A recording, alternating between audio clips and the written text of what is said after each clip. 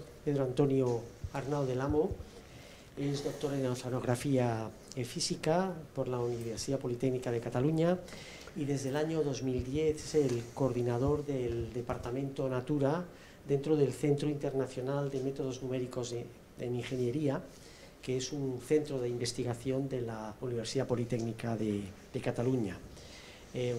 Un centro además que aspira a convertirse de referencia internacional y líder en la mecánica computacional. Sus principales líneas de investigación están relacionadas con temas como la desalación por medio del vacío, el almacenamiento de energía, la adaptación al clima, la dinámica de fluidos, de líquidos geofísicos, la convergencia tecnológica como integración de redes de sensores sin hilos inteligentes con informática en diversos campos como en el medio ambiente. Ha coordinado y colabora en distintos proyectos de investigación, tanto a nivel nacional como internacional, y todos ellos tienen relación como denominador común con las tecnologías de la información.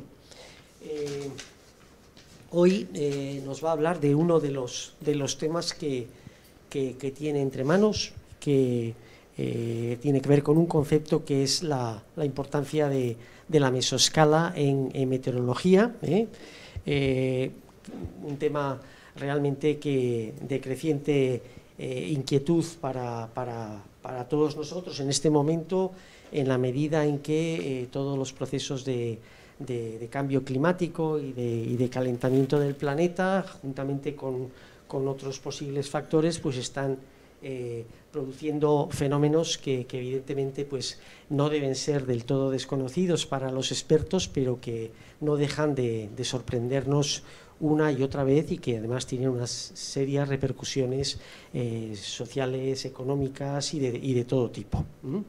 Yo no voy a entretenerles más a ustedes con la presentación, y me parece que lo mejor es que darle la palabra y que él nos explique el tema por el que está hoy aquí. Muchas gracias, y después tendremos un debate, un coloquio con todos ustedes. Muchas gracias. Hola, buenas tardes. Bueno, pues tal y como estaba explicando, pues mi charla va sobre lo que tiene que ver con la parte del mar que no conocemos y cómo realmente está influyendo en todo lo que sería pues efectos adversos, como pueden ser inundaciones que se producen en el Levante español o como en Cataluña, ¿no? Hablamos de variabilidad marina de mesoscala. La mesoscala es una escala pequeña de unos 50 kilómetros que va unas semanas y que es la escala que realmente nos está afectando, ¿no? Entonces, cuando... A ver. Vale, pues porque la principal motivación de la presentación es que queríamos, desde hace años en CINE estamos intentando comprender cuáles son las causas y los impactos de las inundaciones. En general, he puesto en Cataluña, pero en general nos interesan y hacemos ese foco en las zonas donde trabajamos, ¿no? En CINE es un centro de métodos numéricos, tiene una red de colaboración con Latinoamérica muy extensa, se llama la red de aulas CINE. La red de aulas CINE son acuerdos es una red entre universidades y CINE, pues que se fue elaborando a partir de la relación con otras universidades de Latinoamérica, y entonces en Latinoamérica continuamente este es un tema recurrente y por eso CINE tiene este interés desde hace tanto tiempo. ¿Y qué es exactamente lo que intentamos hacer? Nosotros intentamos desarrollar sistemas que ayuden a la decisión y que permitan pues tomar decisiones en cuestiones relacionadas pues con lo que son gestión de escenarios, ¿no? Pues desde carreteras o dónde se tienen que poner las urbanizaciones, o cosas así, ¿no?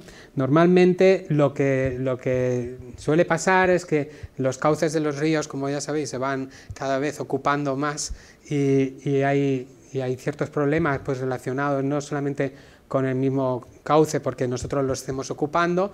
Ahora, por ejemplo, tenemos especies invasoras como la caña americana, pues que nos ocupa el cauce del río y que cuando hay una inundación, pues la caña evita o de alguna manera no permite que pase el agua y nos genera pues esas acumulaciones de agua que al final terminan pasando y son las avenidas, ¿no?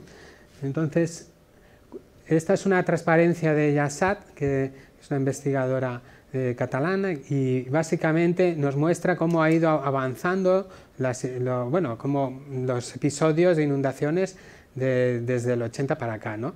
Como ya sabéis todos, no tengo que explicaros, pues la zona del Maresme pues es la que continuamente están siempre con inundaciones y es curioso esa distribución, ¿no? Que ahora conforme vaya avanzando la presentación, pues veréis que coge mucho sentido, ¿no? el cómo sucede.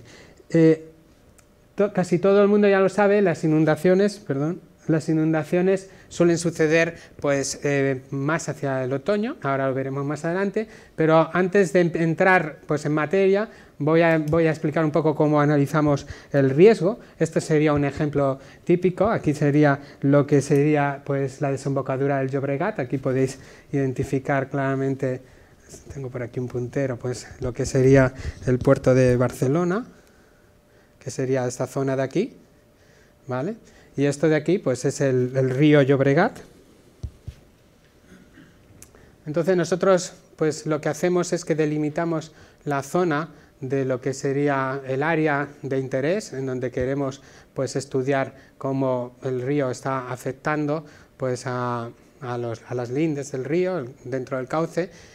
Se hace una clasificación primero pues de los usos del suelo y a partir de esa clasificación de los usos del suelo pues ya empezamos a definir pues una malla. Entonces pues aquí podéis ver pues esto sería el cauce, ¿no? Tenemos las herramientas pues para desarrollarlo y vamos definiendo pues diferentes elementos y cada uno de estos elementos pues se comporta de una manera diferente. Entonces a partir de ahí nosotros identificamos pues la forma, hay zonas que nos interesan mucho, pues por ejemplo donde se juntan pues dos afluentes, entonces eso pues se realiza pues un análisis un poco más en profundidad. Y hay otras zonas, pues por ejemplo, que tienen que ver pues zonas donde hay un desbordamiento del río, ¿no? Entonces, a partir bueno, pues lógicamente si son análisis de una dimensión, pues tienen un coste computacional mucho más bajo que si son de dos dimensiones, ¿no? Entonces, vamos a intentar a partir de ahí pues sacar diferentes elementos finitos para después, a partir de tener todos estos elementos donde cada uno se va a comportar de una manera diferente al modelo, pues empezar a ver cómo hay zonas donde, bueno, pues donde hay más velocidad, según cómo sea el río, o como las curvas que vaya dando el río, los meandros y todo esto, y entonces estas zonas pues de mayor velocidad, lógicamente, después se les va a asociar pues mayor riesgo, y en otros casos pues cómo va a ser pues la altura o otros parámetros, ¿no? Aquí definiríamos distintos criterios para valorar el riesgo. Entonces pues tendríamos desde lo que serían niveles de agua, pues cuánto sube el nivel cuando hay una riada, cuánto está subiendo, que si sube mucho pues el riesgo es mayor. Y después la velocidad, pues a lo mejor sube mucho, pero la velocidad es prácticamente baja, pues el riesgo es más bajo, aunque haya subido mucho, y que a lo mejor sube muy poco, pero va muy deprisa y el riesgo es mucho mayor, ¿no? Entonces esta relación entre velocidad y lo que sería la altura, pues es lo que nos va a definir el riesgo, y luego pues tendríamos lo que sería la permanencia, ¿no? La permanencia de pues, el tiempo que tardará luego pues en mantenerse la inundación. Entonces si se mantiene durante más tiempo, pues mayor es el riesgo. Entonces se hacen con diferentes, lo he explicado aquí antes, lo he pasado muy por encima, aquí pues con diferentes tipos de flujos, ¿vale? Pues se pueden ir haciendo diferentes simulaciones y estas simulaciones se van haciendo una tras otra sucesivamente hasta que al final tienes muchas simulaciones y con diferentes caudales y diferentes pues alturas, pues puedes ir sacando lo que sería bueno, pues un conjunto de datos que al final ese conjunto de datos es lo que alimenta a nuestro sistema pues de soporte a decisión. Aquí tendríamos un ejemplo pues de lo que sería riesgos pues relacionados con la velocidad y pues aquí pues serían los que tienen pues más permanencia, pues si tienen más o menos permanencia, y esto pues sería un ejemplo, ¿no? ¿Qué hacemos después? Esos serían datos que así por sí solos es muy difícil de explicar y de intentar comprenderlos, pero bueno, todo eso lo integramos en un sistema de información geográfica en donde ahora ya cuando le superponemos la capa de lo que serían las poblaciones, entonces pues ya empieza a cobrar más interés. Pues por ejemplo, si en esta zona es un polígono y aquí tenemos zonas donde el río va demasiado alto, ¿no? y tiene una velocidad mayor y puede desbordarse, pues lógicamente en estas zonas del polígono pues vamos a poder identificar pues sitios que a lo mejor pues hay que tener mucho más cuidado y según de que sean pues las naves pues que pueden llevar asociada luego una contaminación. Si por ejemplo es una nave que tiene residuos y ahí pues se va al final el río pues va a pasar, pues lógicamente se va a llevar los residuos y eso ya nos está generando un problema, ¿no? Y lo mismo pues lo que sería en la elevación, ¿no? Las zonas donde van a tener más elevación y menos, y como veis pues ya tiene mucho más sentido y ya puedes ir identificando exactamente punto a punto pues cuáles son los sitios donde tienen más y menos riesgo. Entonces esta es la forma habitual pues cómo se analizan estos datos. A partir de diferentes caudales de entrada pues se puede identificar pues según cómo es el río, pues mayor o menor riesgo a partir de esos parámetros tan sencillos, ¿no? Pues la velocidad, la altura, la permanencia, entonces ya con 3 o 4 parámetros y con muchas simulaciones, pues se puede intentar comprender. Pero esta es la forma como lo haríamos, pero aquí, lógicamente, no estamos entrando al porqué del problema, ¿no? Aquí simplemente es un sistema que nos ayuda a comprender cómo el río se va a desbordar, pero nosotros queríamos ir un poco más, queremos comprender por qué se va a desbordar o cuándo se va a desbordar y cuáles son los parámetros climáticos que nos están afectando y que realmente van a llevar a que haya mayor lluvia o otros eventos. Es otro tema diferente. Esto simplemente es un tema informático que nos sirve pues para con este caudal o con estas lluvias en estos puntos concretos y siguiendo estos modelos podemos ver los efectos. Entonces ahí fuimos avanzando pues en este otro tema, ¿no? Que sería la circulación marina, y para eso pues entonces empezamos a hacer análisis de otras fuentes de información. Pues por ejemplo estos son unas imágenes pues que están sacadas de la NASA, que básicamente es un sistema que se llama SIDAS, y aquí lo que se hace es un procesado de los diferentes pasos de lo que serían de las bandas que se van captando del satélite y poco a poco, conforme ha ido avanzando el tiempo, pues todo esto que antes era muy difícil de hacer, pues ahora prácticamente ya lo puede hacer todo el mundo. Desde un ordenador es muy fácil, ¿no? Y a veces pues ni siquiera te puedes quedar en diferentes los diferentes procesados que se van haciendo, en donde antes, por ejemplo, no solamente captan la imagen, la georreferencio, pongo una corrección atmosférica, pero a lo mejor tú dices, sí, pero yo no me gusta esta corrección atmosférica, pues que no tiene en cuenta pues este tipo de nubes y prefiero esta otra. Entonces ya la cosa se va complicando y puedes ir procesándolo todo de manera automática, ¿no?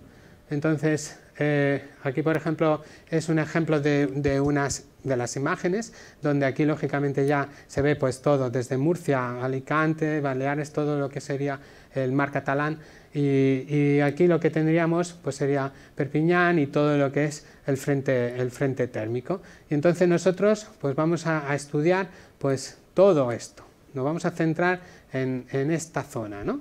¿Vale? Que es la zona de alguna manera que nos afecta.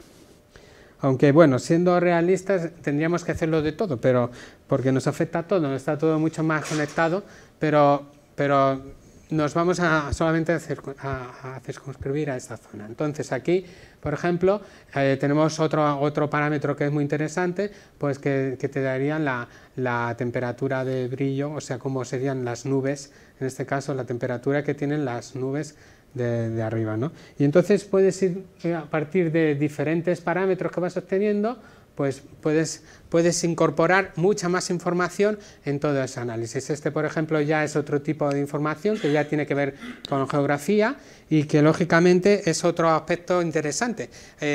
A pesar de cuando tú empiezas a analizar los datos, te puedes quedar solamente en los datos de meteorología, puedes ahondar con datos de oceanografía, pero luego te va a hacer falta hidrología y cómo están básicamente distribuidas todas las fuentes pues de todas las cuencas, ¿no? Entonces, en este caso, pues esto yo creo que debe ser el Almanzora, entonces pues puedes identificar realmente todas las zonas que van a estar aportando, o posiblemente todo, por donde llueva, pues todas las zonas donde van a estar recogiéndose el agua y esto sería otro ejemplo, ¿no? Bueno, entonces, y después serían todo lo que es información de estaciones. Aquí desarrollamos un sistema en tiempo que iba captando información en tiempo real, donde ya directamente poníamos pues cámaras y teníamos información de todo. Y el caso es que toda esta información te permite tener esa respuesta casi en tiempo real, ¿no? Que es un poco lo que íbamos persiguiendo. Por supuesto que esto lo hace también. Hay mucha información en la web, no hace falta, a veces no hace falta tener tú las antenas, ¿no? Pero bueno, la idea al final es que, claro, cuando nosotros, después de empezar a recopilar toda esa información y tener bastante información, y miramos, por ejemplo, cómo son la distribución de eventos, ¿no? Esto también es una transparencia de YASAT, que me parece que no la he puesto aquí. Básicamente, esa es muy genérica, porque todo el mundo lo sabe, no es una cosa que desconozcamos, porque vivimos aquí. Todas las inundaciones suceden a final de otoño. Cuando más suele llover, suele ser a final de otoño. A veces suceden antes. Por ejemplo, hay eventos que suceden en junio, que son tormentas y todo, pero mucha gente, cuando tú le preguntas ¿y cuándo es cuando más llueve en esta zona? Da igual, estás en Valencia o estás en Murcia o estás aquí en Barcelona, pues casi todo el mundo coincide que suele ser esta época, ¿no? De agosto a octubre, ¿no? Entonces, por poneros un ejemplo, esto es una inundación en Sueca, que básicamente ya conocéis cómo son, porque es continuo, o sea, este año las hemos vuelto a ver en Murcia el 15 de septiembre, no hace falta, no es una cosa puntual, suceden muy a menudo y básicamente se caracterizan por mucha cantidad de agua, generan muchísimos problemas porque no estamos acostumbrados a la gestión de la inundación.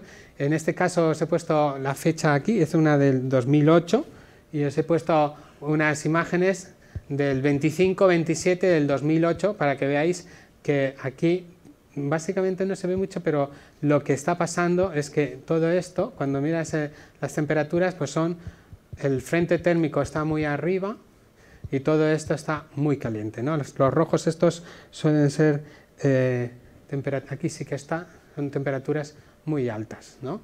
En esta es otra imagen donde está la temperatura superficial del mar y en este caso hemos superpuesto lo que sería la temperatura de la nube, la temperatura de brillo que os he explicado, la nube. Y aquí lo que tendríamos serían temperaturas muy bajas. Entonces esto es interesante, este concepto de tenemos el mar caliente y de golpe porrazo arriba tenemos una masa de aire frío, que esa masa de aire frío tendríamos ese puntito aquí de aire frío y tenemos los dos extremos, ¿no? El agua caliente por un lado y el aire frío por otro, ¿no? Bueno, entonces con esa idea, os quedáis con esa idea ahí, porque luego más adelante la vamos a retomar, y entonces vamos a ver cómo es la circulación marina de mesoscala en el mar catalán. Bueno, La circulación marina de mesoscala está muy vinculada con el viento. Aquí podéis identificar claramente esto es Cataluña, los Pirineos, los Alpes. Esto de aquí es el macizo francés, esto de aquí es el umbral de Narouz y esto de aquí es el valle del Ródano. Entonces, cuando miramos el viento, la tramontana, pues normalmente cuando sopla tramontana se encauza por el umbral de Narouz y por el valle del Ródano. Cuando miramos lo que serían registros, estos son registros pues del 96, o sea que son bastante antiguos y que lleva mucho tiempo mirando este tema. Aquí, por ejemplo, podéis ver este evento. Este es un evento de tramontana, donde pues, hay velocidades de 20 metros por segundo, y aquí lo que tenemos es la componente noroeste, que nos indica pues, que son vientos de componente norte, básicamente. Cuando sopla la tramontana, este sería el día 25, que sería aquí, pues lo que suele pasar es que tenemos una corriente, que es la corriente liguro-provenzal, que es una corriente que se mueve siguiendo esta batimétrica, y se mueve de esta manera, y entonces pues lo que suele pasar es que se frena lo que es la corriente liguro-provenzal, ¿no? Esto es una imagen superficial, con lo cual la traza térmica que estamos viendo es la traza superficial, ¿vale? Pero es suficiente para darnos cuenta de dos cosas que suceden. Por un lado, se frena la corriente liguro-provenzal y por otro lado, estamos viendo ese desarrollo de esta estructura aquí, ¿no? Que eso sería un vórtice de mesoscala. Podemos avanzar un poquito más y ahora vamos a ver en julio del 96, o sea, lo que sería el 1 de julio, ¿vale? Del 96, aquí sería donde esta vez ya lo que sería el viento ha cesado, ya no hay tanto viento, y entonces eso, cuando miramos la imagen térmica, se ve como la corriente pues avanza, ¿vale? Y en este segundo episodio, pues este episodio que sucede para el 8 de julio, pues de nuevo vemos aquí los colores azules y vemos como el frente térmico o la traza térmica se queda otra vez aquí, ¿no? En este extremo. O sea que tenemos una observación, ¿no? Esto sería una observación de qué pasa con una imagen térmica. Ahora, si miramos, esta es la imagen de principio, se ha quedado como muy deformada. Bueno, aquí vemos, estos son la temperatura y vemos ese remolino que os estaba enseñando antes, ¿vale? Y también vemos toda este agua que sería agua fría, que estaría por aquí, y tenemos esta otra estructura que tenemos aquí, ¿vale? Que es esa otra estructura. Ahora, toda la presentación que viene de aquí a 20 o 30 transparencias va de todo esto. Entonces, el 22 de agosto vemos esta evolución, el 28 de agosto aquí vemos esta otra traza, pero ahora el agua ya se ve caliente, ¿no? Cuando miramos más en profundidad, para las mismas fechas, habéis visto que lo otro son fechas diferentes. Las estructuras, cuando las vais mirando a lo largo de los años, se repiten. Eso es lo que se observa. Hay una repetición de estructuras y cuando vas comparando con datos de viento, pues hay una relación. Entonces, ahora vamos a profundizar un poco, a mirar qué pasa en la parte más de Cataluña, ¿no? Si miramos aquí, en esta zona, esta imagen que va justo al acabar el primer pulso de viento de tramontana, pues vemos que aquí se forma esta pequeña estructura de aquí, ¿vale? Y si ahora avanzamos un poquito más, la vemos un poco más desarrollada, aquí, he puesto esta boya para marcar el límite, aquí lo tenéis, el límite del talud, que es por donde pasa la corriente liguro-provenzal, y si miramos un poquito más adelante, vemos que esa estructura, que era aquí pequeñita, aquí un poco más grande, y en esta zona mucho mayor, pues ya se ha desarrollado, ¿vale? Entonces, esto está produciendo que a nivel superficial, dentro de lo que es la estructura, pues se está girando, es un vórtice anticiclónico, en el centro de lo que sería el vórtice, pues está hundiendo ese agua. Podemos avanzar un poquito más, aquí lo veis mejor, la foto, vale. Ahora voy a poneros qué pasa un poquito más tarde. En el siguiente pulso, resulta que, a diferencia del otro lado que se veía el vórtice anticiclónico, ahora lo que estamos viendo es un vórtice, pero ciclónico, no anticiclónico.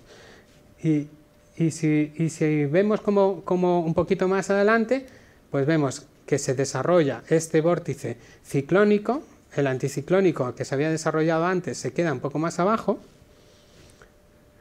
y aquí, a medida que se desarrolla ese vórtice anticiclónico, pues todas estas estructuras anticiclónicas se van hacia el talud. Entonces, eso quiere decir que para dos pulsos iguales de tramontana, lo que estamos observando es un comportamiento diferente de lo que es la masa de agua. Por un lado, el primer pulso, ves exactamente cómo se están formando esos vórtices anticiclónicos. Cuando vuelve a soplar la tramontana, lo que estás viendo es que se forma un vórtice ciclónico, que ese vórtice ciclónico está empujando los primeros vórtices anticiclónicos que se han formado. Esa estructura, esa forma primero con el primer vórtice se forma un vórtice anticiclónico y luego uno ciclónico, es lo que realmente es chocante, porque son dos episodios iguales de viento. Entonces, para el mismo episodio de viento en componente norte, unas veces tenemos un vórtice ciclónico y otras veces un vórtice anticiclónico. Eso tiene que ver con la estructura de lo que realmente está pasando con el agua. En el primer vórtice anticiclónico se hunde el agua en el centro, el agua de superficie, y cuando se forma el siguiente vórtice, lo que está pasando es que aflora ese agua y entonces el sentido del giro es diferente. Pues esa idea, que es a base de observar imágenes, se puede llegar a entender. Es crucial para entender el proceso de cómo se va a mover, qué es lo que está pasando en lo que es la evolución de las masas de agua en Cataluña. ¿Por qué? Pues porque a medida que se desarrolla ese vórtice ciclónico aquí, toda esta masa de agua se desplaza hacia el talud, y entonces cuando cesa el viento, la corriente liguro-provenzal empuja todas esas masas de agua caliente, esos vórtices anticiclónicos, ¿vale? Ahora más adelante lo vais a ver aquí. Entonces, esta sería una secuencia pues más completa de todo el proceso. Aquí, por ejemplo, ya estamos viendo pues esta formación de vórtices anticiclónicos y cómo poco a poco toda esa masa de agua termina llegando a Cataluña en estos vórtices anticiclónicos y va generando este proceso, ¿vale? Esa deriva de vórtices anticiclónicos. Cuando hicimos una campaña, teníamos unos sensores de temperatura que pusimos unas boyas, pero luego hubo un temporal y se rompió la parte de arriba y se quedaron sumergidos y todavía pues iban mandando toda la información. Aquí tendríamos en el norte de Blanes, en el cañón de Blanes, pues al norte del cañón de Blanes teníamos pues un sensor de temperatura y otro al sur. Y entonces en el fondeo del norte, pues esto era lo que nosotros estábamos mirando y veíamos a 73 metros, estábamos viendo pues que había pues esta señal, ¿no? Esta señal, cuando mirábamos en el fondeo del sur, pues se veía pues más abajo, ¿no? O sea, se veía que pasaba igualmente. Y esto sucedía cada 20 días, se veía esta señal. Entonces, cuando comparamos con imágenes térmicas, al principio, en el primer evento, pues sería lo que está al norte, veíamos, aquí más tiramos unas boyas y vimos que realmente había una circulación de la boya en este sentido y realmente identificamos que había un vórtice anticiclónico aquí. Y cuando tiramos más hacia adelante en el tiempo, pues estamos hablando 20 días después, pues realmente ya aquí estamos al sur y aquí teníamos estas estructuras que realmente estaban modificando todo lo que era el movimiento de la boya, ¿no? Cuando tú miras en profundidad lo que sería este sería el cañón de Blanes. Si hacemos un perfil de temperatura en profundidad desde aquí hasta aquí, ¿no? Sería desde la zona costera hacia el mar. Lo que estamos viendo pues son que para una profundidad dada pues tenemos como una masa de agua que era más caliente y que lógicamente pues tenía pues una densidad menor. Entonces aquí lo que tenemos, cuando lo miramos un poco más y vamos estudiando las boyas, es que realmente se produce un desplazamiento de una estructura hacia el sur que va a unos 5 kilómetros al día y que en este caso pues eran 30 kilómetros con unos diámetros de unos 50 kilómetros. ¿Vale? Aquí se observa también.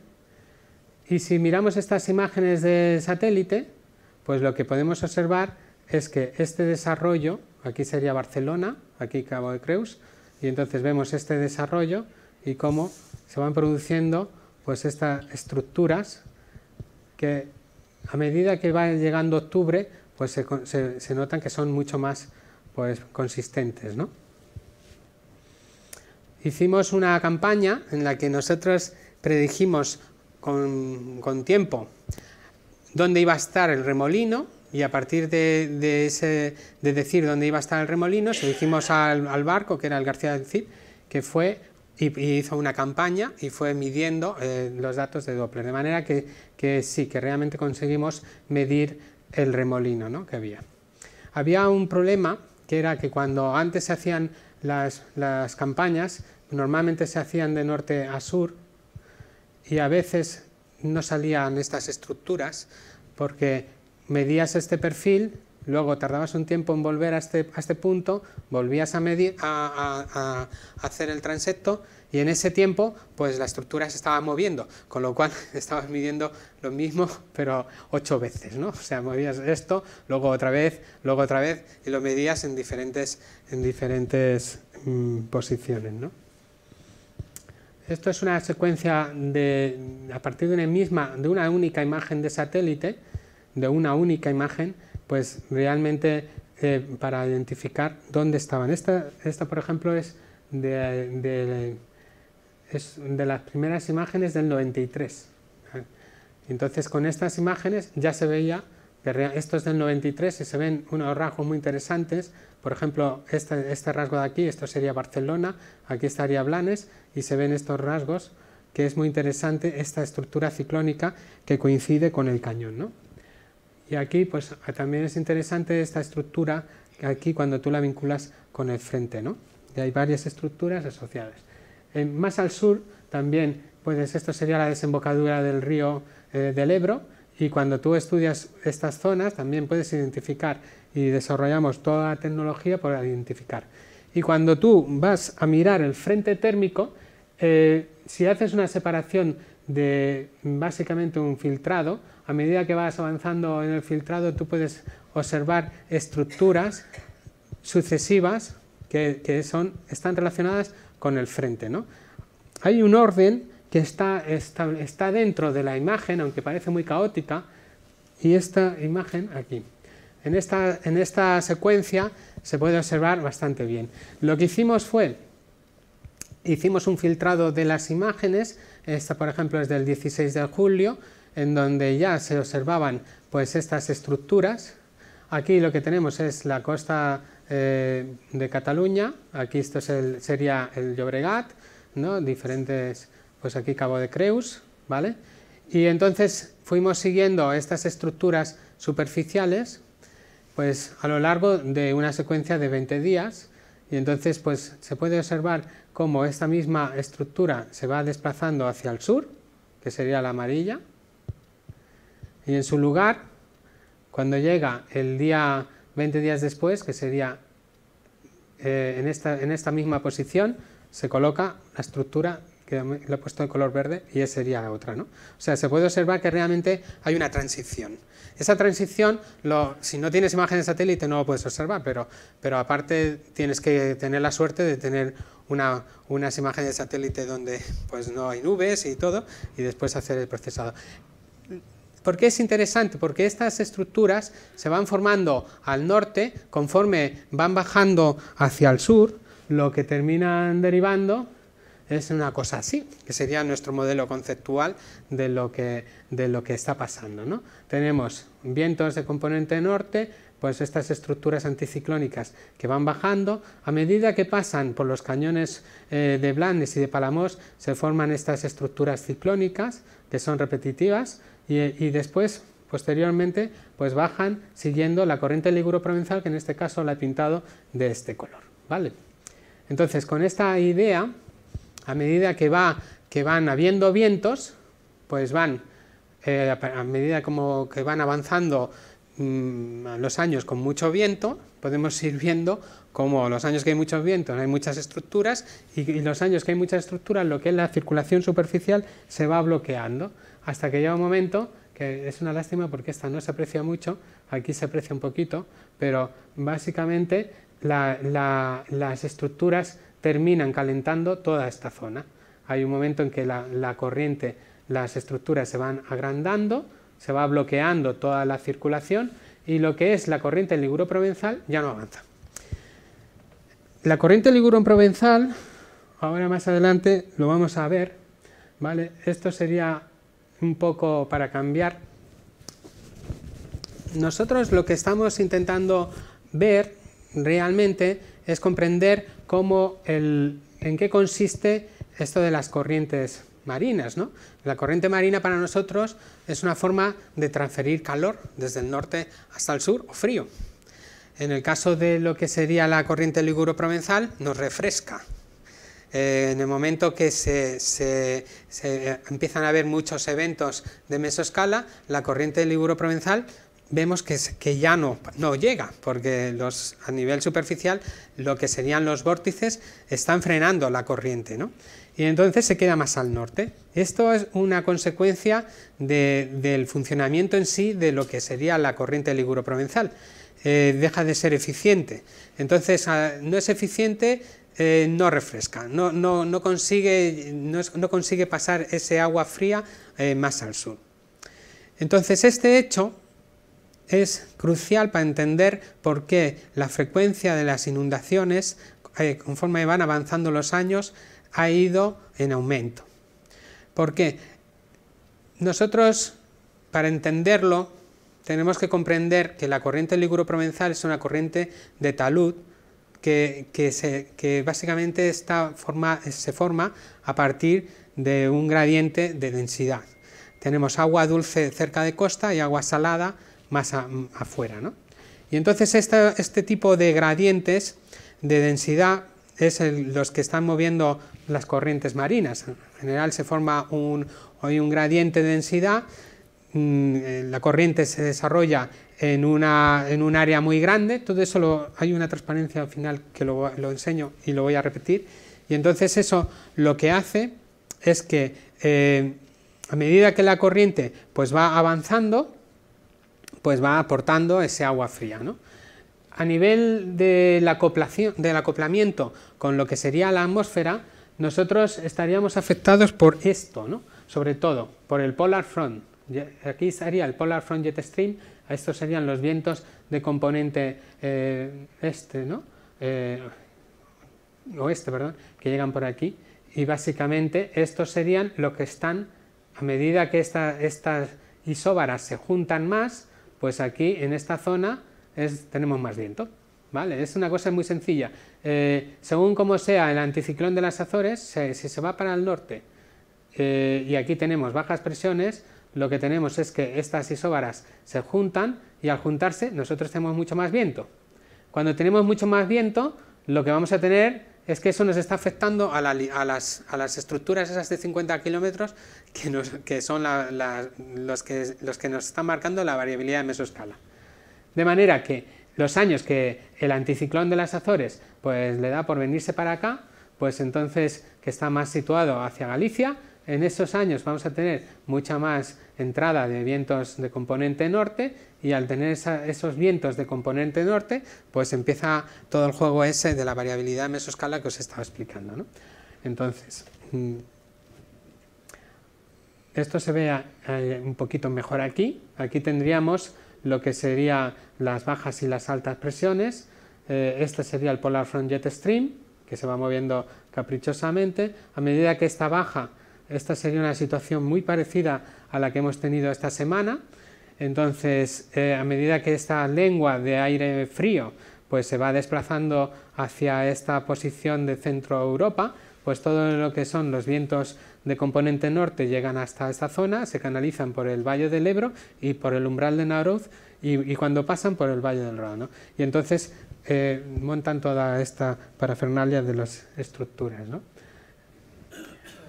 Es interesante que cuando nosotros miramos las temperaturas superficiales, aquí tenemos temperaturas pues bastante en el mar, pues bastante elevadas, y en tierra pues mucho más. Aquí, ¿qué es lo que estamos viendo?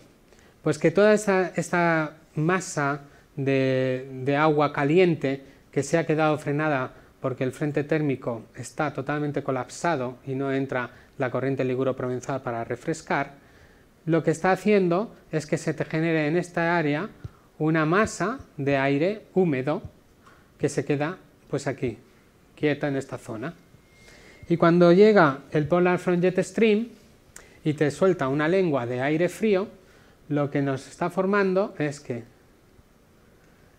el aire, el vórtice está girando en este sentido, a ver si en este sentido, está moviendo todo ese aire húmedo, lo está metiendo aquí y entonces lo está llevando hacia arriba. A medida que lo va centrifugando, el aire que es más húmedo es aire que es más ligero, porque tiene más vapor de agua. El aire con vapor de agua es más ligero que el aire seco. Entonces, a medida que lo va metiendo dentro de la lengua de aire frío y lo va en la borrasca y está con esa vorticidad, lo está haciendo girar, pues está llevando todo ese aire hacia arriba y entonces empieza a condensar y está formando pues estas nubes, ¿no? Este sería el efecto conocido como nosotros como Dana, como agua de gota fría, básicamente vendría a ser ese efecto. Y a nivel de lo que serían de las nubes, pues vemos estas masas de aire húmeda, en este caso esto sería la temperatura superficial y hemos superpuesto lo que sería la temperatura de brillo y serían esas nubes convectivas que son las que producen las inundaciones. Aquí os he puesto otra figura, que es una figura de lo que sería en este caso es el cañón de Blanes, esto sería la Tordera y este sería lo que sería el río, ¿no? Entonces, claro, todo lo que sería la orografía que está influyendo mucho, pero dentro de lo que es la oceanografía nosotros no tenemos esa percepción porque nosotros nos quedamos aquí. ¿No? Si por ejemplo ahora mismo tuviéramos un descenso del nivel del mar, pues aquí lo que tendríamos sería el cañón del Colorado, porque estos son 1500 metros de profundidad, ¿no? Entonces esto está generando que cuando tengamos la masa, el vórtice anticiclónico que viene por aquí, claro, esta hendidura también está afectando a ese vórtice de mesoscala, está generando un vórtice ciclónico, ¿no? Este vórtice ciclónico, aquí, está generando una circulación ciclónica así, que la circulación ciclónica lo que hace es que mete agua del fondo en la superficie. Los que conocéis esa zona, sabéis que hay una gamba, que es la gamba roja de Blanes y de Palamós, y que básicamente son gambas que están viviendo pues, a esta profundidad y que los pescadores luego las pescan aquí, no las pescan aquí, las pescan aquí, entonces aprovechan esos movimientos para básicamente esos vórtices ciclónicos para ascender, ¿no? Entonces aquí en este sistema, que es interesante comprenderlo, a ver, pues lo tenemos que vincular luego con lo que realmente estamos viendo, ¿no? Estos son unas lluvias que produjeron lo que se llaman las flash floods, ¿no? Inundaciones repentinas. Aquí tenemos toda el agua dulce que nos está llegando. En este caso, pues aquí este es el Ter, están realmente el Ter y el Fluvià y el Mugar también están por aquí, entonces están generando pues esta recirculación de estas masas de agua. Y entonces es interesante también porque claro, cuando hay estas descargas, si tenemos un vórtice anticiclónico que se mueve así, pues todo lo que sería la corriente superficial va a seguir esta línea y va a hacer este giro, y lo mismo si estuviera aquí, ¿no? Que en este caso no está, y veríamos como estas plumas pues se mueven hacia el norte y otras veces se mueven hacia el sur según donde estén esos vórtices, ¿no? Aquí os he puesto lo que serían todos los sistemas de ríos que podrían estar afectando, y aquí otra vez se vuelve a ver lo que sería la corriente liguro-provenzal, he perdido el puntero, a ver, que sería esta de aquí, la corriente liguro-provenzal que se va moviendo. ¿Y por qué estoy incidiendo en este aspecto? Porque aquí ya podéis ver que he puesto agua más ligera y agua más densa. Agua más ligera, agua más densa. La corriente liguro-provenzal, como os he comentado, y que ahora más adelante sale, pues una corriente de gradiente que lógicamente está haciendo que se mueva toda el agua de menos a más, pero a medida que se mueve así, como es una corriente que tiene unas dimensiones grandes, empieza a afectar una fuerza que se llama Coriolis, que le mueve hacia la derecha, y por eso esta corriente se mueve de esta manera y desarrolla ese circuito. Entonces, siguiendo el viento soplaría por aquí, aquí se nos formarían estas estructuras anticiclónicas, en el siguiente pulso de viento se nos llevaría de estos vórtices hacia lo que sería el talud, estas estructuras bajarían con la corriente liguro-provenzal, y a medida que vayan siendo muchas, se nos van colapsando aquí, aquí, aquí, aquí, hasta que llega un momento que vemos como el frente térmico migra, y migra hacia el norte, y esa llega a ser máximo cuando llega otoño, agosto, septiembre, octubre. En esa época es cuando nosotros lo vemos aquí. Entonces, cuando está en esta época, está aquí, quiere decir que toda este agua está muy caliente, este agua está generando una masa de aire caliente, y ese aire caliente es el que cuando luego llega el Polar Front Jet Stream está moviéndose así, por aquí, y está moviendo aire frío hacia esta zona, hacia lo que sería el levante.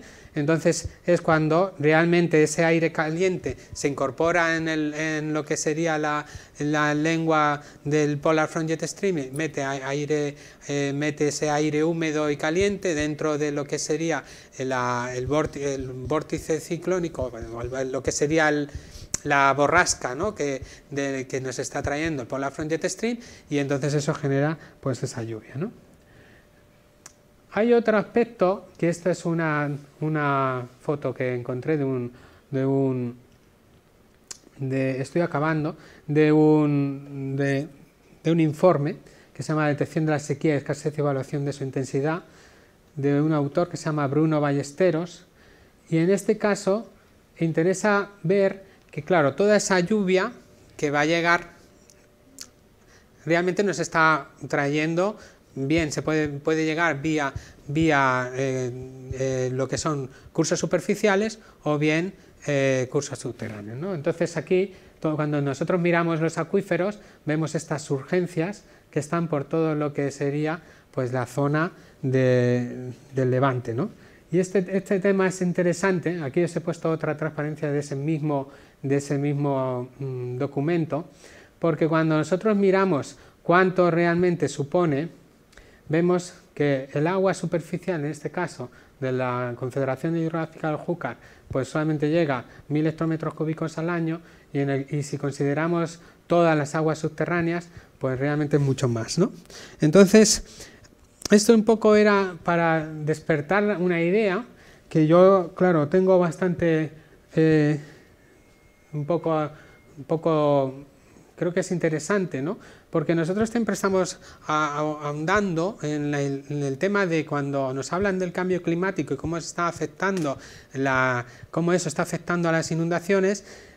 Queda como muy general, no podemos entenderlo, no hay un hilo conductor que nos lleve directamente a entender por qué eso es así. Sin embargo, cuando nosotros entendemos con ese razonamiento que lo he expuesto más o menos como he podido, pero cuando nosotros entendemos ese razonamiento de cómo realmente se está afectando la corriente liguro-provenzal, cómo está realmente afectando a la generación de esas nubes que luego generan esas inundaciones, nosotros tenemos que entender este proceso que lo he repetido antes y que un poco es el agua que viene del norte, que sería la corriente liguro-provenzal, lo que está haciendo es refrescar toda esta zona. Entonces, cuando nosotros tenemos unos episodios de viento que lo que hacen es que nos están de entrada frenando, o sea, esos episodios de viento están generando vórtices de mesoscala que vemos que están frenando la corriente. Claro, la corriente puede frenar por los vórtices, pero realmente también está frenando por otra cosa, ¿no? Que es que esta cantidad de agua que tenemos aquí, que es agua ligera, cuando llega el verano es menos. Y es menos y quiere decir que nosotros, conforme va pasando los años, estamos extrayendo más agua. Extraemos agua de los acuíferos y encima regulamos mucho más el caudal y cada vez hay menos agua. Aquí tenemos lo que sería un servicio de un ecosistema, ¿no? Que sería el agua dulce que nosotros dejamos caer aquí.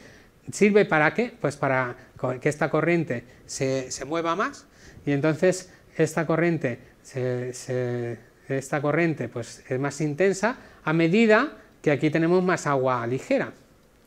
Entonces este hecho no es baladí, porque si nosotros realmente reducimos toda la aportación de agua que llega al mar de los acuíferos y de los ríos, lo que estamos haciendo es que, vale, tenemos estos eventos de mesoscala que encima lo que están haciendo es que frenan la corriente superficial, pero es que además la corriente liguro-provenzal pues no está, porque se va frenando a medida que va pasando el verano, ¿no? Entonces este hecho es importante porque lo que sí que se ha observado ha sido que ha habido un aumento en los últimos años de lo que es la frecuencia de inundaciones, ¿no? Y podemos... vamos a ver, creo que puse otro... No, la puse al final, bueno. Podemos observar que si nosotros miramos lo que sería la regulación de presas, por ejemplo, a partir del 65, creo que fue con Mequinenza, pues se terminó de regular todo el Ebro. El Ebro prácticamente está regulado y no hay aportaciones. Pero un hecho mucho más crítico es que conforme van avanzando los años, y esto se puede ver en esta transparencia de aquí, ¿no? Aquí puse este cuadrito en donde se indica los recursos que realmente tendríamos serían estos, los que realmente se esperan son menos, y lo que serían las demandas actuales es que hay un déficit. Quiere decir que prácticamente todos estos recursos, aguas subterráneas y superficiales, pues se están usando y conforme pasa el tiempo pues van a escasear. Eso nos pone un problema, que es que cada vez el agua dulce que va a llegar aquí pues se está utilizando y ya no va a llegar en esa misma proporción. Llegará algo, pero no llegará tanto como quisiéramos. Y esto es un inconveniente porque si realmente no hay ese efecto de refrescar, de lo que sería el efecto que tendría la corriente liguro-provenzal, ¿no? de refrescar esa enseguida que aporta ese agua fría, lo que serían esos eventos, pues generará esa lluvia, lógicamente eso se genera una inundación que va hacia la costa, pero si realmente es un sistema que con ese agua dulce que se está aportando con la lluvia realmente no llega tanto como el que quisiéramos, pues seguirán habiendo eventos cada vez que pase una gota, lo que sería una masa de aire fría, hasta que por fin la corriente liguro-provenzal se restablezca, ¿no?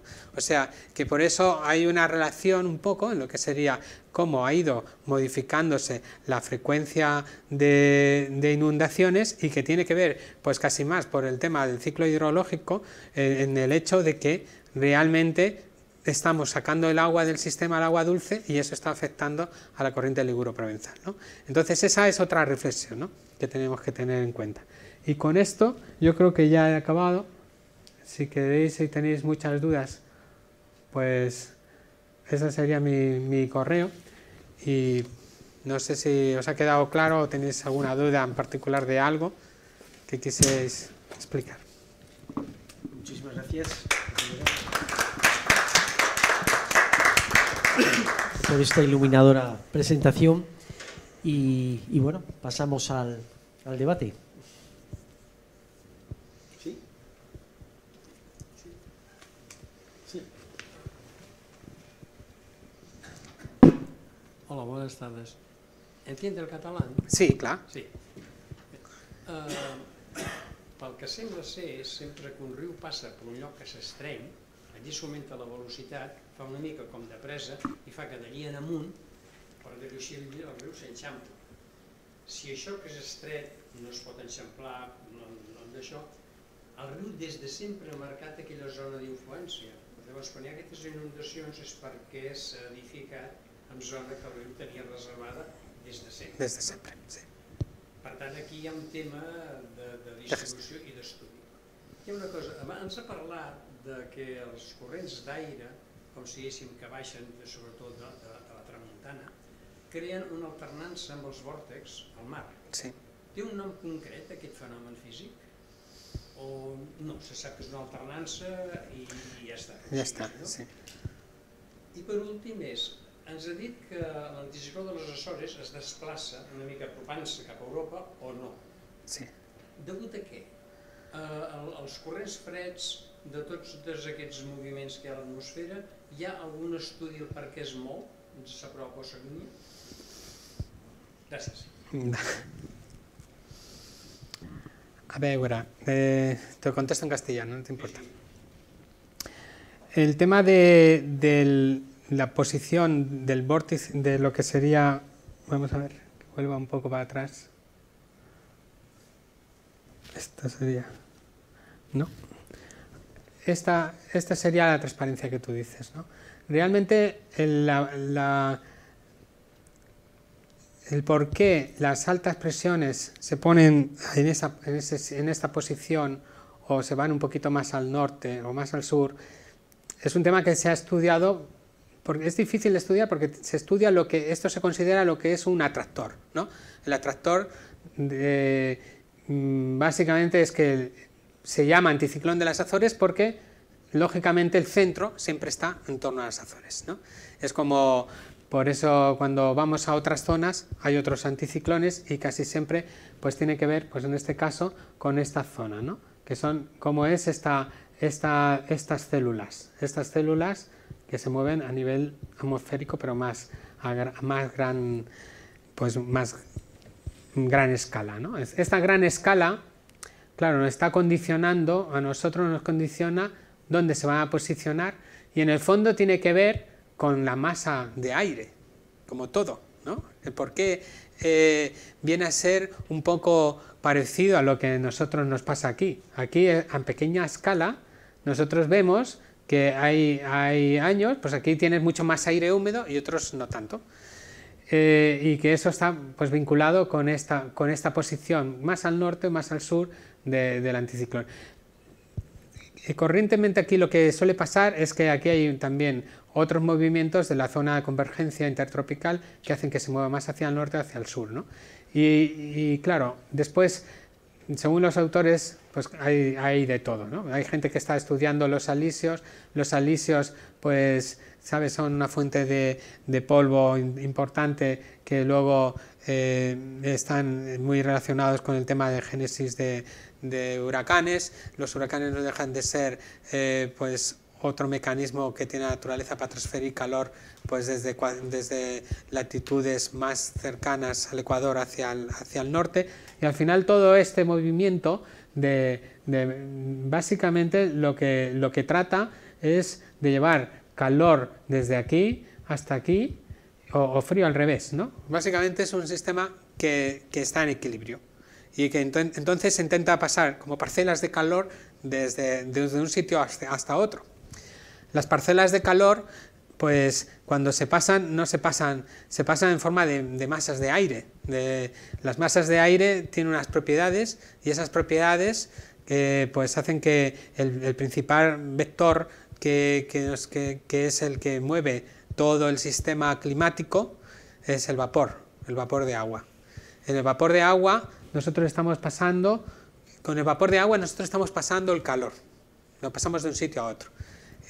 Cuando tenemos el Gulf Stream, que sería la corriente que nosotros tenemos por aquí, pues con el Gulf Stream lo que estamos pasando es agua caliente que va para allá, pero ese agua caliente termina haciendo pues que esas masas de agua que tengan una temperatura y al final pues esa temperatura de la masa de agua, de la masa de aire que está en contacto con la masa de agua, pues adquiere más vapor y el vapor en sí es pues el elemento que sirve para transferir el calor, es más eficiente.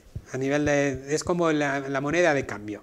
Entonces, el por qué el anticiclón está aquí un año y otro año tiene que ver bien con las corrientes, con el movimiento de todas estas masas de aire que se mueven de una manera y que empujan o hacia el norte o hacia el sur, pues estas otras, pero sobre todo tiene que ver con el calor, porque al final es una masa de aire que va adquiriendo unas propiedades y esas masas de aire pues intentan a veces pues transferir ese calor de una manera o de otra. Entonces, pues todo esto, cuando empiezas a investigar, pues al final tienes que cambiar en la manera de percibirlo todo y empezar a verlo todo en forma de la moneda de cambio. Y para eso tienes que verlo como el vapor. El vapor de agua es... Por eso hay tanto debate con el tema del cambio climático, porque aunque nosotros hablamos del CO2, el elemento principal que realmente afecta al clima es el vapor. Es el vapor que es el elemento pues, más abundante, ¿no? Entonces, eso es un debate continuado. También hay otro elemento, por ejemplo, podría ser el metano, que hay elementos que ya sabes que tienen un efecto invernadero mucho mayor, pero el vapor tiene esa propiedad de coger calor también. Entonces es interesante pues esa reflexión, ¿no? Entonces cuando estudias todo lo que serían eventos, pues por ejemplo huracanes o tifones, tú sabes que según hay otros parámetros que afectan a que se desarrolle o se bloquee el huracán. Por ejemplo, si el huracán se mueve por esta zona y toda esta zona del Golfo de México, pues la circulación del mar le es propicia, pues el huracán va cogiendo calor de la superficie del mar y a través del vapor, ¿no? Y básicamente se alimenta y es el fuel, ¿no? Es la gasolina que necesita el huracán para moverse. Pero sin embargo, hay una cosa que es también muy importante, que es cómo es la atmósfera, cómo se posiciona cómo se posiciona lo que sería el huracán dentro de la atmósfera. Si, por ejemplo, arriba suelen tener un anticiclón, y ese anticiclón lo que permite es que al final en un huracán lo que tienes es una transferencia de calor desde la superficie hacia la parte de arriba, y en la parte de arriba encuentran frío y ahí es donde se condensa. Y cuando se condensa lo que tienes es que el calor latente de evaporación que lo has cogido de la superficie lo has pasado a la altura y en la altura has condensado. Cuando condensas, el volumen que tiene el vapor pasa de ocupar un espacio que sería como 1000 a 1, que es una gotita. Y entonces eso genera un efecto succión, y ese efecto succión es el que hace que se mueva más vapor desde la superficie hasta arriba, ¿no? Y esto es como funciona, básicamente es una máquina en donde se va generando, en la parte de alta, se va generando una condensación, y esa condensación genera una succión, que es lo que está estirando de todo ese vapor que está en la superficie. Y pasa todo ese calor. Ese calor cuando pasa, como el calor latente de evaporación, y se condensa en la capa alta de la atmósfera, lo que hace es que se cede, cuando se condensa, se cede como calor de condensación. ¿Y a quién se cede? A una partícula de aire que se calienta. Entonces esa partícula de aire, ese aire que queda ahí, que es seco, pues tiene que haber un anticiclón, o encima, que normalmente suele haber un anticiclón encima de lo que son los huracanes, que haga de conductor. Si no está el anticiclón, pues lógicamente en la parte alta de la atmósfera, pues lógicamente lo que sería el huracán no tiene una manera de sacar ese aire y llega un momento que se bloquea y se para. Entonces, cuando tú miras, por ejemplo, huracanes de más o menos intensidad, pues ahí verás que si tiene esos anticiclones, pues lógicamente se bloquea o no. Por ejemplo, el gradiente del viento en altura, pues es otro factor que afecta, por ejemplo, en los huracanes, ¿no? Y eso, pues hay años que ya se ve que no, bueno, pues que eso va a estar bloqueado y que no van a haber tantos huracanes y otros pues van a haber más, ¿no? ¿Eso a qué te lleva? Pues eso te lleva a que hay una variabilidad en lo que sería de un año a otro. Y eso termina haciendo que las masas de aire, pues año a año, pues se vayan acumulando más calor o menos calor. Y entonces toda esa relación de calor en forma de vapor de agua es la que luego hace que la posición sea una o sea otra, o que sea más cerca de la corriente del Golfo o más lejos, ¿no? Para eso tendrías que mirar la posición del anticiclón de las Azores y llevarla en el tiempo y ver cómo se mueve el atractor. Y así, de esa manera, podrías pasar a relacionarlo, ¿no? El viento, en este caso, nosotros tenemos un viento que es de componente norte, pero ¿cuándo sucede? Pues a lo mejor está sucediendo durante la primavera. Y sin embargo, nuestras inundaciones suceden en otoño. Con lo cual, tú puedes intentar avanzarte unos meses para intentar comprender cómo, a partir de cómo está siendo el viento, cómo van a ser esos meses. Si va a haber muchas vórtices de mesoscala y vas a tener la corriente bloqueada, pues entonces ahí tendrás mucha más aire húmedo, y ese aire húmedo te está de alguna manera dando una idea de si realmente va a haber inundaciones o no.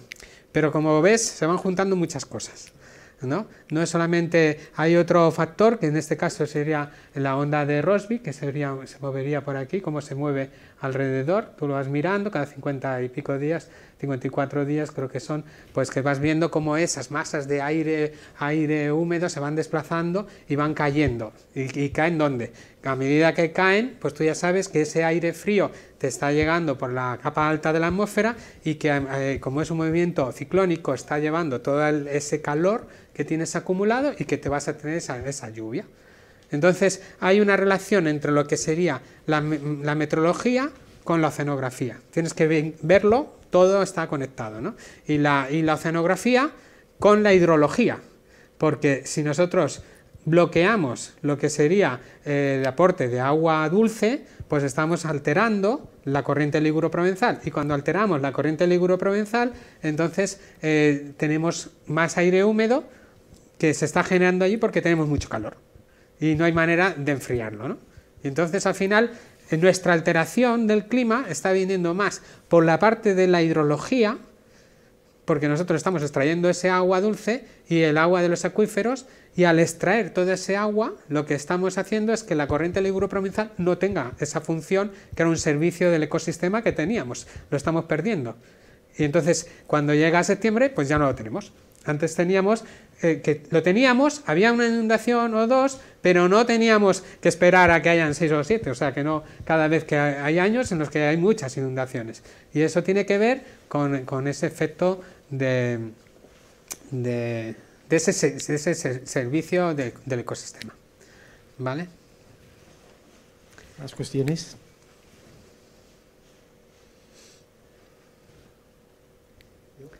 ¿Sí? Quería preguntar ¿Sí? ¿realmente el área mediterránea, estos efectos, es un área muy singular o tenemos otras áreas del planeta que tienen efectos parecidos? Sí. Cada área tiene su misterio, ¿no? Tiene sus efectos. Normalmente el área mediterránea, hay también una cuestión de percepción, ¿no? De los medios. Como tú sabes, al final, si echamos tiempo atrás, empezamos a mirar inundaciones, por ejemplo, como realmente la frecuencia que había, pues hay inundaciones devastadoras en Cataluña desde siempre. Este año yo quiero recordar que leí que había habido, por ejemplo, una en el 62 que fue devastadora en toda la parte, y sin embargo este año pues no ha habido, a mi juicio, no han habido, han habido la gota fría de Murcia, pero siempre han habido, ¿no? Es una cuestión de que nuestra percepción ha cambiado en el sentido de que tenemos mucha más información. Antes no había tanta comunicación en toda la gente. Si hay una inundación en Murcia y tú vives aquí, y a veces no te enteras, pero si estás viendo ahora todas las noticias y tienes tanta información en internet, pues lógicamente te vas a enterar, ¿no? Entonces esa percepción ha cambiado. Igual pasa con los tifones y con los huracanes, ¿no? Yo hago predicción a medio y largo plazo de tifones y este año lo había visto, pensaba que iba a ser más intenso en la parte de tifones, y sin embargo ha sido menos. No, entonces es una percepción un poco difícil, ¿no? Porque cuando tú miras los medios realmente tienes muchas imágenes de satélite, te parecen que son mucho más devastadores, pero sin embargo cuando bajas a los datos pues ves que ha habido épocas donde ha habido tifones mucho más devastadores en antaño, ¿no? Entonces, y más, con más secuencias, ¿no? Entonces cada región es un mundo diferente, tienes que abordarlo de manera diferente.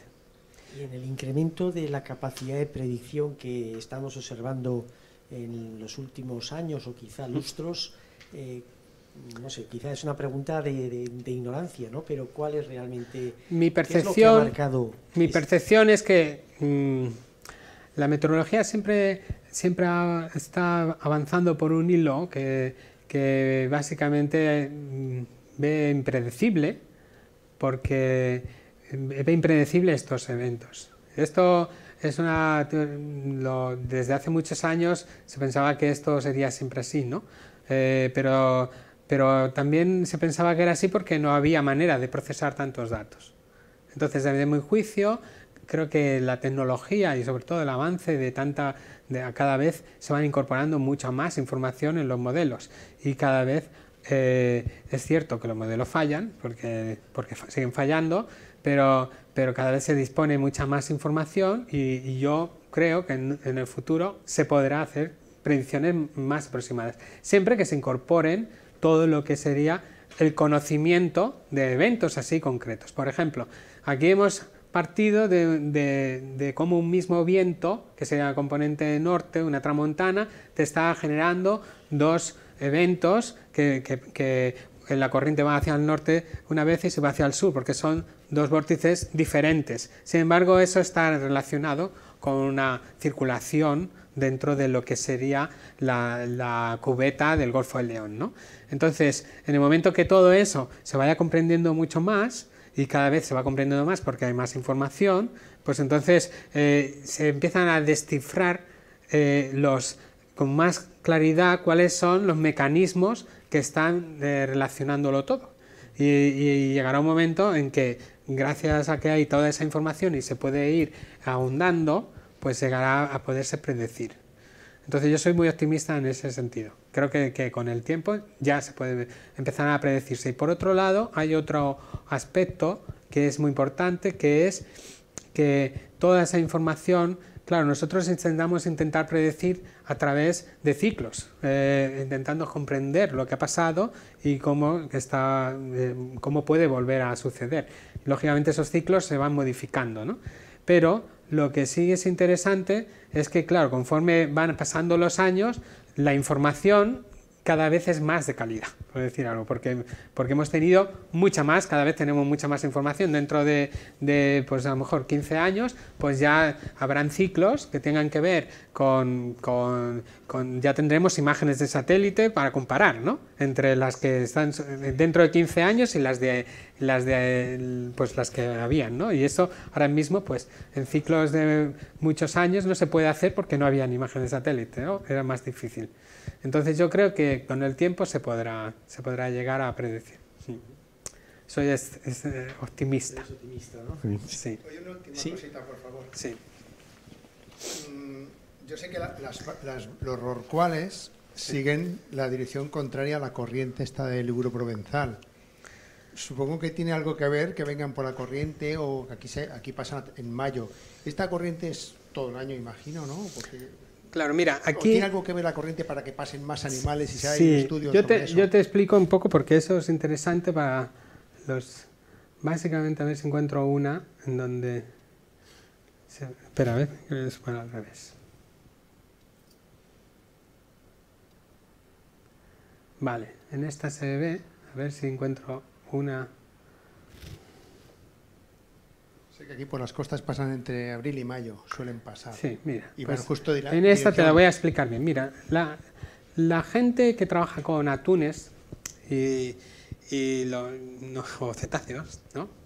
Básicamente, los atunes, te lo voy a explicar algunos atunes porque los cetáceos los conozco menos, pero los atunes más.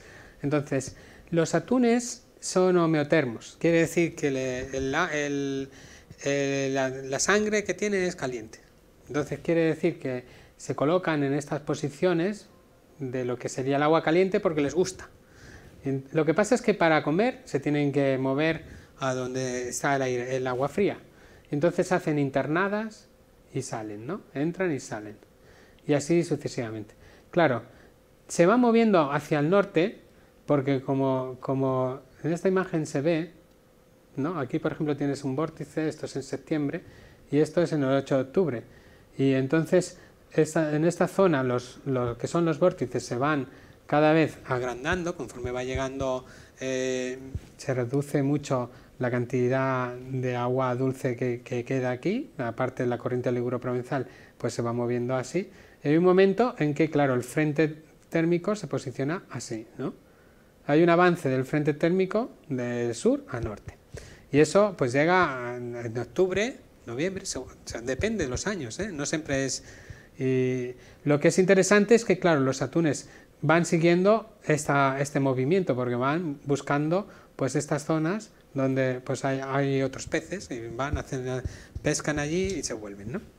Entonces, otro estudio que yo recuerdo hace mucho tiempo era con anchoas. Las anchoas que viven por aquí, de la escala, me acuerdo que ponían los huevos y los huevos se colocaban justo en el centro de los vórtices.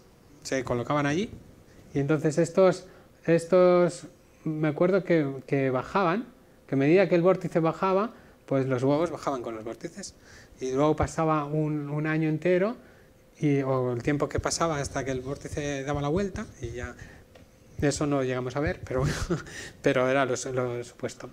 Otra cosa que es interesante son, por ejemplo, las posidonias, la posidonia oceánica, que estaría en Ibiza, que esto lo podemos ver aquí. A ver si tengo otra por aquí. A ver, más adelante. Aquí. Entonces, en esta zona de aquí, sabéis que hay posidonia oceánica. Pues la posidonia florece en agosto. No, florece cuando la temperatura del mar es muy elevada. Entonces, cuando la temperatura del mar es muy elevada, entonces florece. Claro, sabéis que al florecer la posidonia hace una semilla, que es como una oliva. Y la oliva se queda, se desprende y flota. Entonces, se quedaría alrededor de esta zona. Es curioso porque, claro, después de que el agua está tan caliente y que la oliva está flotando, pues lógicamente la posidonia lo que intenta hacer es propagarse y dominar todo el ecosistema. Entonces, aquí lo que pasaría sería que, claro, cuando sube la temperatura tanto, según lo que nosotros sabemos, es que después, cuando haya este evento, ¿no? Cuando baje el Polar Front Jet Stream, pues esté soltando estas borrascas que son masas de aire fría, pues lo que vamos a tener aquí es que se va a centrifugar todo ese aire húmedo, se mete aquí y empieza a llover y entonces toda esta zona empieza a entrar mucha agua dulce, que eso reactiva la circulación, ¿no? Pues es curioso que la posidonia florezca justo cuando la temperatura esté tan elevada, ¿no? Porque acto seguido lo que viene después es que se reactiva la circulación y todas esas semillas se pueden ir, ¿no? Se van derivando. Entonces son cosas que la naturaleza pues las tiene encajonadas, ¿no? como aprendizaje. y es interesante verlo, pero son cosas, en ese sentido, es observar mucho la naturaleza para intentar comprender, ¿no? Y yo creo que es un poco la idea, ¿no? Bien. ¿Alguna cuestión más? Bueno, pues muchísimas gracias, Pedro. Bueno. Muchísimas gracias a todos ustedes por la asistencia y participación. Muchas gracias.